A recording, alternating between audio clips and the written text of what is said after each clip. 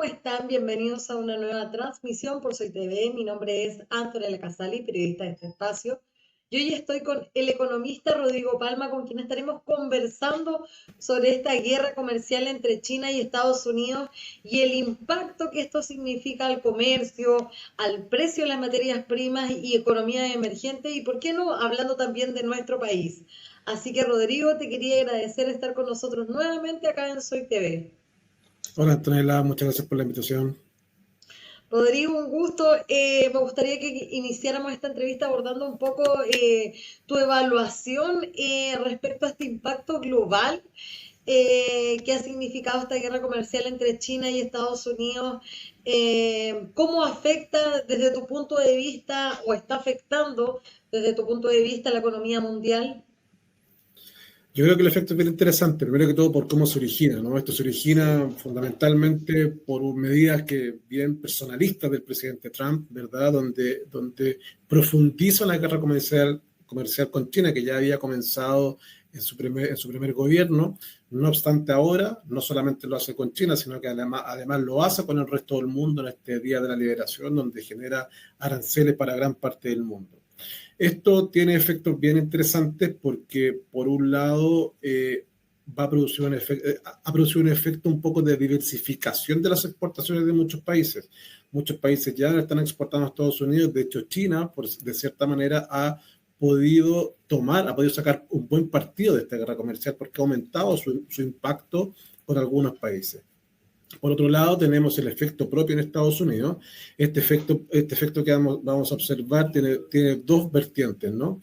Uno donde debiésemos esperar que se produjese un aumento en el crecimiento económico, dado que hay muchos productos que van a tener que producirlo en Estados Unidos. Hay muchos que no se pueden producir inmediatamente, hay otros que sí son de rápida producción.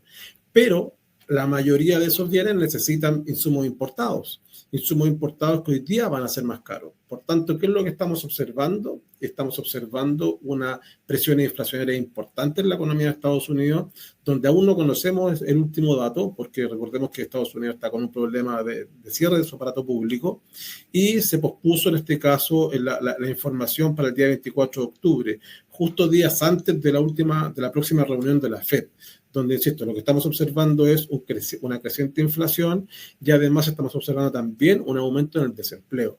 Por tanto, hay que poner atención a cuáles van a ser las medidas que va a tomar en este caso la FED para observar cuál va a ser el impacto. Pero ahí tenemos dos elementos bien importantes desde la perspectiva de la economía de Estados Unidos: inflación, desempleo, y vamos a ver cuál va a ser la reacción de la FED, ¿no? La reacción de la FED, si fuese, por ejemplo, privilegiar bajar la inflación, lo que debería hacer es un aumento de tasas. Y este aumento de tasas tendría como una consecuencia frenar un poco el crecimiento económico de Estados Unidos. Entonces ahí la verdad es que hay impactos bastante interesantes. Ahora, dentro de esto mismo también es importante señalar que esta guerra comercial que ha planteado Estados Unidos con China está en una tregua. ¿Sí? Tenemos aranceles en estricto rigor del 145% que ha impuesto Estados Unidos sobre China. Primero fue el 10%, después otro 10%, y finalmente se establece un arancel del 125% más, por tanto un 145%, pero esto está en una tregua. Esta tregua termina, lo tengo apuntado acá, el día 10 de noviembre. Son 90 días de tregua, el 10 de noviembre termina. Entonces, claro, está esta amenaza de que efectivamente el 10 de noviembre efectivamente se desarrolle, se desate esta guerra comercial con el 145%, ante lo cual China evidentemente ha respondido, y su forma de responder es fundamentalmente con el control de la exportación de tierras raras, que son estas... Sí, po. El nombre es raro, ¿no? Pero son estos minerales finalmente que son necesarios para la producción de muchos bienes tecnológicos, las baterías, algunos microprocesadores, algunos medicamentos inclusive. Entonces, y China tiene el control de aproximadamente el 90% de la producción. Entonces, es un control importante. Entonces, ¿qué es lo que hizo China? Dijo, perfecto, yo voy a establecer el control a esto, donde las empresas que exporten productos que sean producidos en China o que tengan componentes chinos de tierras raras tendrán que pedirnos una autorización a mí. Entonces, efectivamente, tener control, y esto, de cierta manera, le dice a Estados Unidos, bueno, si no ponemos fin a esto, yo sencillamente lo que hago, no te exporto estas tierras raras, y Estados Unidos, evidentemente, requiere de ese insumo, ¿no? Por tanto, Rodrigo. Digo, Y en esta materia, considerando que, bueno, hay una situación ya que nos hace pensar cómo podría esto afectar a países terceros, por ejemplo, ya sabemos que podrían afectar claramente a estas dos potencias. Sin embargo, también repercute en países terceros, pero preguntarte si es que esta situación se podría agravar considerando que hay un periodo, como tú dijiste, de tregua y después de ahí en adelante hay que ver qué pasa. sí, definitivamente, ahí está el punto, que precisamente un poco lo que iba a señalar al final, ¿no? Tiene que ver con cuál va a ser esta reacción. O sea, efectivamente, China lo que hace, dice, yo voy a tomar el control de estas tierras raras y ahora lo que tenemos que ver es cómo va a tomar esto Estados Unidos. Si efectivamente dice, miren, en realidad no sigamos peleando y mantengamos esta tregua por más tiempo, o Una lo postura toma que es bastante difícil, la verdad, exactamente. de pensar que se va a tomar.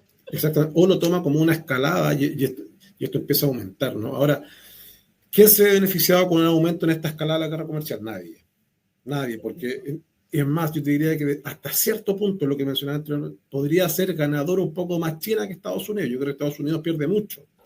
Mi tesis de relaciones internacionales hace 20 años atrás la hice precisamente analizando el impacto que había tenido sobre Estados Unidos el establecimiento de áreas de libre comercio, comparándolo con un comercio mundial. Y las conclusiones que sacaba era que a Estados Unidos le es mucho más conveniente un mundo donde se comercialice libremente y no establecer límites.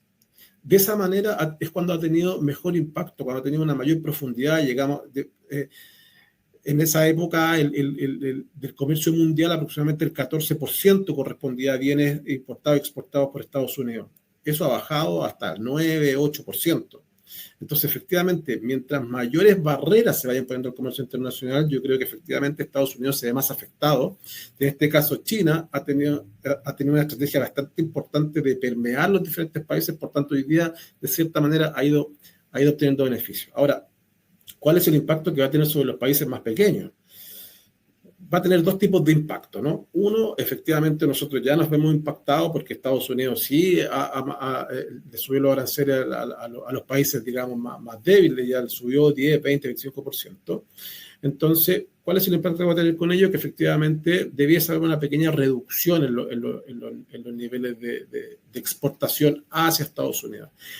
Pero yo creo que el efecto es un efecto directo, ¿no? Pero yo creo que el efecto indirecto para países como Chile es el efecto más importante. ¿Cuál va a ser el efecto indirecto? Que se produzca una depresión económica en Estados Unidos, que China deje de crecer de manera importante. Porque ¿qué es lo que sucede con eso? Nos van a dejar realmente por ese motivo nos van a dejar de comprar. Hoy día efectivamente nos dejan de comprar un poco porque el consumidor americano observa un incremento en los precios, no sé, del vino chileno, del salmón chileno, ¿verdad? Hay una serie de bienes que efectivamente está observando un aumento en el precio, por tanto deja de consumir un poco. Pero si hay un decrecimiento de la economía y la gente percibe que puede perder su empleo, que está en condiciones económicas complejas, ahí sí que efectivamente se produciría un frenazo de la demanda interna de Estados Unidos de bienes, como por ejemplo los chilenos. Entonces, yo creo que ahí donde, para países como Chile, donde se nos viene un problema mayor que el directo en este caso. Eso, Rodrigo, quizás me gustaría más ahondar para igual aterrizar un poco este tema que de repente uno piensa y dice, ay, pero si un conflicto tan lejos de potencia a mí, ¿qué me va a afectar? Pero efectivamente nos repercute y nos afecta. En este caso, abordar un poco, Rodrigo, nuevamente el por qué nos afecta esta disputa que diga arancelaria entre estas potencias económicas y qué sectores económicos de nuestro país se ven más vulnerables a esta situación. O sea, tenemos varios efectos. Primero que todo, como te decía, cuando si hubiese una bola inflacionaria, un efecto inflacionario en Estados Unidos, lo más normal es que la Fed, su forma de reaccionar a eso debiera ser aumentando las tasas. Cuando se produzca ese aumento de tasas, vamos a tener un efecto sobre el tipo de cambio. Eso es sumamente importante para nosotros, porque se produce un aumento en el tipo de cambio. ¿Y eso qué es lo que hace? Encarece todos nuestros precios, nos genera también presiones inflacionarias a nosotros. Eso es directamente al bolsillo de todos. ¿vale? En segunda línea, efectivamente lo que te mencioné anteriormente, al ver la demanda interna, al verse un poco deprimida en Estados Unidos, van a disminuir la compra de ciertos bienes que son los que nosotros exportamos. Entonces, ahí es donde viene la segunda pregunta, ¿no? ¿Cuáles son esos sectores? Fundamentalmente aquellos donde más exportamos productos directos hacia el consumidor final. Pensemos en vino, pensemos en salmón, pensemos en fruta, todos estos productos estacionales yo creo que se podrían ver altamente afectados si es que esto siguiera escalando, digamos, y que llegásemos a ver los efectos más negativos. Y en este caso, ahí me corriges tú, Rodrigo, también tenemos, por ejemplo, influencia con respecto a la producción de metal, el cobre, ¿tiene ahí alguna consecuencia, por decirlo así? Respecto del cobre, no tanto, porque hay que Ya, recordar que se generó un arancel bien importante para el cobre, pero en este caso el cobre que nosotros exportamos, el 90% del cobre que nosotros exportamos a Estados Unidos no queda sujeto a ese arancel. A ese arancel. Entonces, por tanto, nuestra exportación de cobre no debiese verse tan afectada en esa medida. Ahora, nuestras exportaciones de cobre a Estados Unidos, si mal no recuerdo, no tengo el dato en este momento, pero creo que era cerca del 15%. ¿No? O sea, no es tan relevante la como si lo es China, totalidad. por ejemplo. Sí. Para nosotros sí China es el principal demandante nuestro de cobre. Hoy día Estados Unidos no lo es tanto. Entonces sí, nosotros tenemos una diversidad de exportaciones hacia Estados Unidos, pero hoy día el mayor socio comercial de Chile es China. Entonces por tanto, insisto, el efecto en Estados Unidos es relevante, pero no es el más relevante. En este caso, Rodrigo, desde tu visión quizás, ¿qué estrategia se podría adoptar? Por ejemplo, no sé, ¿existen algunas medidas que podrían tomar inversionistas acá en nuestro país para mitigar este tipo de impacto? Sí, son normalmente lo que va a hacer o sea, yo creo que hoy día acá en Chile tiene que ver más con efectos más, si tú quieres realizar una inversión, van a afectar más los eventos internos que los externos en este caso. Claro. Pero efectivamente, porque el encarecimiento de los insumos podría ser un efecto, pero ahí no hay mucho que hacer, digamos. O sea, se produciría un encarecimiento. Pero todo esto hoy día es un poco teoría, porque tal cual la vez anterior, puede ser que lleguemos al día 10 de noviembre y el 9 de noviembre diga Trump y salga con el presidente Xi Jinping diciendo no, llegamos a un acuerdo y se estirará 90 días más. O vamos a rebajar este 145 al 50, que ya es un efecto importante, ¿no? Entonces, la verdad es que yo espero que no se produzca insisto, yo creo que hay presiones importantes en Estados Unidos. O sea, recordemos lo que pasó el fin de semana con esta marcha de No Kings, que finalmente Sí. iban de cierta manera en contra, o sea, no de cierta manera, iban de frente en contra del gobierno de Donald Trump, donde efectivamente se están visualizando efectos importantes en la economía nacional. Por lo tanto, yo no sé si va a seguir con esta fuerza, esta guerra comercial que desde mi perspectiva tiene mucho más de dialéctica que de acción, con los poderosos. Con los chicos hasta a Estados Unidos le da lo mismo, ¿no? Pero con los más poderosos creo que tiene más que perder Estados Unidos que lo que podría perder China, que insisto, creo que hasta el día de hoy por su estrategia de muchos años de penetración en distintas áreas como Latinoamérica, por ejemplo, ha ido ganando un poco más que perdiendo en esta situación.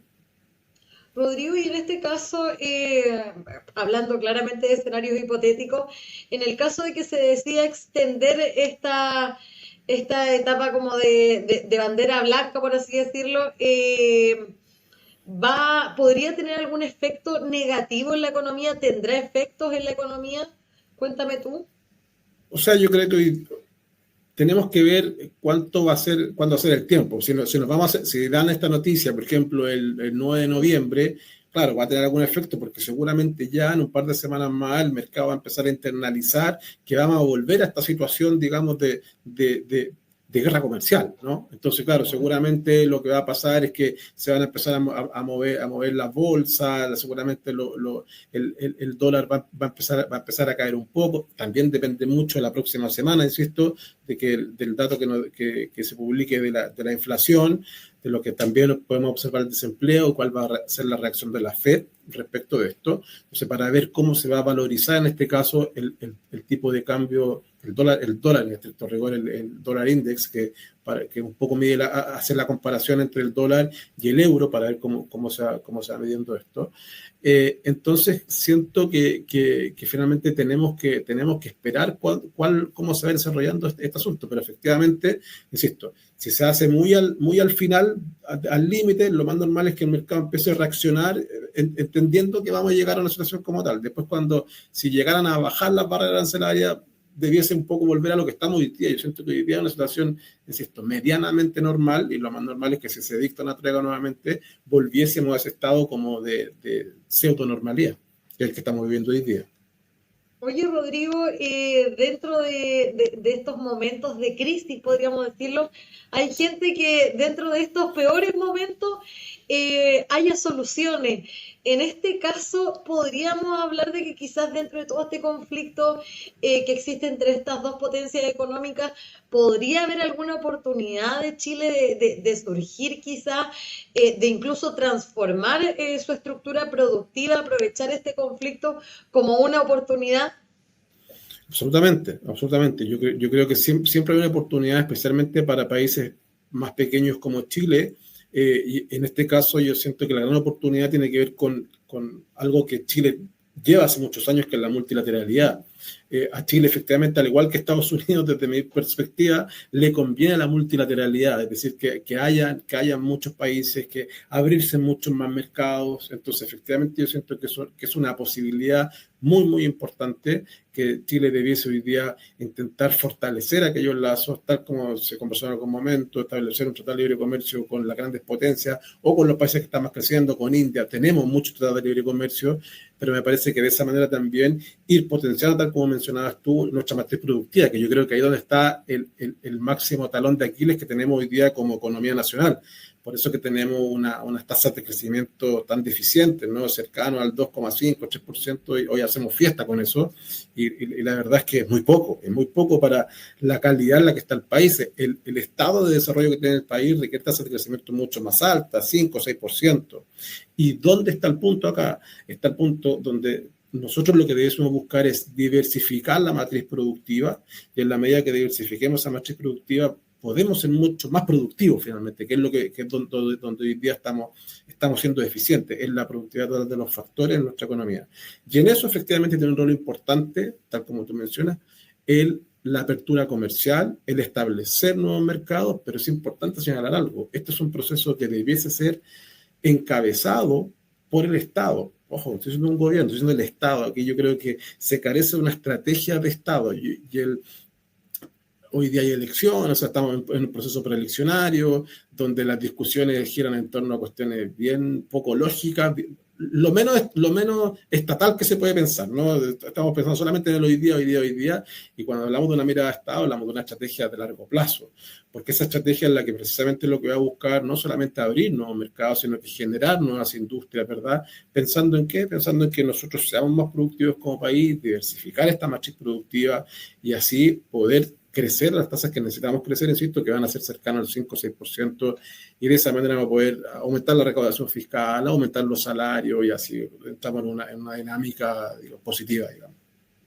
Oye, Rodrigo, sabemos que claramente esto todavía no se desarrolla, hay que ver cómo sigue avanzando este conflicto. Sin embargo, desde tu perspectiva, ¿consideras que el Estado está atento, podríamos decirlo, a este desarrollo? ¿O es que se ha perdido un poco la perspectiva con respecto a estar atentos, como digo, a lo que va a ser este conflicto y cómo nos va a repercutir, considerando que justamente estamos viviendo en un periodo de campaña, se nos vienen elecciones, muchos están interesados en hablar de sus propuestas y se empieza a perder un foco con lo que está ocurriendo, con lo contingente? Sí, yo creo que efectivamente la contingencia, tal como tú mencionas, nos come lo importante. Lo urgente nos está comiendo lo importante, ¿no? Y yo creo que efectivamente hoy día la discusión del sistema político, la discusión hoy día, no solamente hoy día, hace un par de años, la discusión de las campañas tiene que ver con cuestiones muy, muy coyunturales, muy hoy día, y muy yo tengo la razón, y no voy a conversar contigo porque tú piensas diferente. Y cuando hablamos de acuerdos de Estado, es precisamente lo contrario. Lo contrario es pensamos a largo plazo y somos capaces de aunar los diferentes criterios de los diferentes espectros políticos. Entonces, siento que hoy día la discusión política, los actores políticos no están a la altura de lo que necesita el país en el largo plazo. Esa es mi visión, porque precisamente entiendo que están pensando en el hoy día y no hay una visión de largo plazo, de desarrollo económico, de una serie de elementos. Y si aquí se nos podemos analizar, tenemos 1000 casos donde todo esto parte por un diseño estatal. Es el Estado quien genera la estrategia para esto, pero el Estado, ¿quién es el Estado? El Estado finalmente tiene que ver con la carrera por la política, con la carrera por el poder, donde son los partidos políticos los que se tienen que poner de acuerdo en generar esta estrategia, y no que hoy día hacemos A, mañana está el otro partido, el otro coalición política, borramos A y hacemos B, y después viene el otro y borra B y vuelve a poner A. Entonces es un poco en esta dinámica en la que estamos hoy día, sino que es hacer un acuerdo transversal de una estrategia que debiese durar por lo menos 20, 25 años, que nos permita crecer. Nosotros tenemos el potencial como país para seguir haciéndolo. Lo hicimos en algún momento y tenemos ese potencial para seguirlo desarrollando. Tenemos personal capacitado, tenemos gente que sabe, tenemos conocimiento importante, tenemos industria donde podemos desarrollarlo. Lo que pasa es que hoy día hay que desarrollar una inversión en seguir capacitando a cierta parte de la población en temas específicos, en áreas específicas, cosa de poder avanzar en esta cifra. Diversificar la matriz productiva, y en esta diversificación de la matriz productiva hacer que además cada una de estas partes nosotros podamos ser mucho más productivos. Perdón, y aquí me arranco un poco, pero en esto también tiene que ver mucho la innovación. Y Chile como país que está extremadamente al debe en la innovación. Solamente basta con decir que invertimos aproximadamente el 0,28% del PIB en innovación, cuando los países desarrollados, países que van hacia allá, los países de la OCDE, donde normalmente nos comparamos, están cercanos al 3% del PIB en innovación.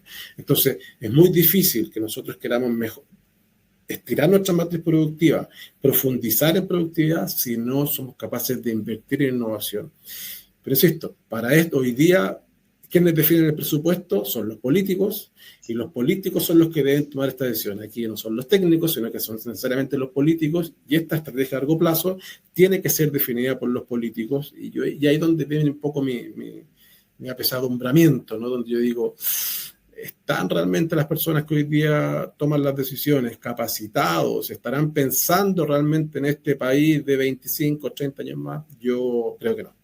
Yo creo que no, por tanto, efectivamente no están visualizando estas posibilidades que se nos plantean en la coyuntura y que hoy día podemos aprovecharla. Hay algunas cositas, algunos intentos cosas interesantes, pero creo que no hay esta profundidad, esta fuerza que en algún momento mostró Chile en los años 90, fundamentalmente, donde íbamos todo Chile en firmar tratados de libre comercio, y eso implicó que tasas de crecimiento económico importante, donde hoy día efectivamente el país que somos hoy día se debe fundamentalmente a esos años.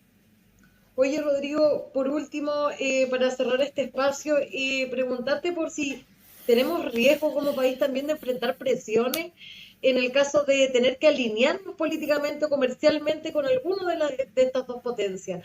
¿Existe tal riesgo?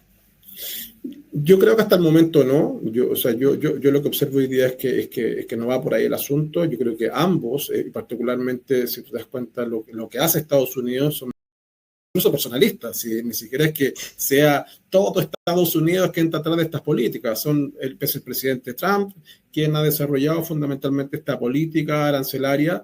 Entonces, y no está necesariamente buscando adeptos, porque en realidad no le interesa. Él dice, tengo tanto poder que voy y lo hago, y el que está conmigo maravilloso, y el que no va a tener que pagar las consecuencias de las medidas que estoy planteando.